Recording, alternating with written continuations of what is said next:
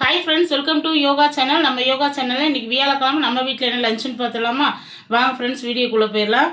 காலையில் சாப்பிட்றதுக்கு நல்ல ஐஸ் பிரியாணி இங்கே மீன் குழம்புக்கு ஐஸ் பிரியாணிக்கு ரொம்ப டேஸ்ட்டாக இருக்கும் தொட்டு சாப்பிட்றதுக்கு. மதியத்துக்கு லஞ்சு சுட சுட தக்காளி சாப்பாடு. இன்றைக்கி தக்காளி சாப்பாடு செஞ்சுட்டேன், ரொம்ப டேஸ்ட்டாக இருக்கும். பாக்ஸெல்லாம் அடைச்சி வச்சாச்சு. இது வேலைக்கு கொடுத்து விடணும். ஹரிஸுக்கு எல்லாத்துக்குமே அடைச்சி கொடுத்து விட்டாச்சு. இங்கே உருளைக்கிழங்கு முருங்கைக்காய் போட்டு சூப்பரான ஒரு பொரியல் பண்ணியிருக்கேன். இந்த தக்காளி சாப்பாட்டுக்கு அருமையாக இருக்கும், கஞ்சிக்கு நல்லாயிருக்கும்.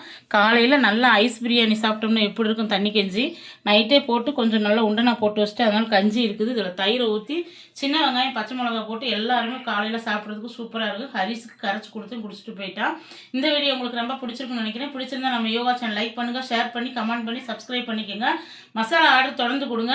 நேற்று நிறைய ஆர்டர்ஸ் வந்துருக்குது. அவங்களுக்கு நேற்று கொரியர் போட்டாச்சு. இன்றைக்கி தொடர்ந்து ஆர்டர் இருக்குது. நைட்டு கொரியர் போடணும். வடகம் வத்தல் எல்லாமே கேட்டிருக்கீங்க. கண்டிப்பாக உங்களுடைய சப்போர்ட்டுக்கு ரொம்ப ரொம்ப நன்றி. யோகாஸ் மசாலா சாப்பிட்டா யோகமாக இருக்கலாம்.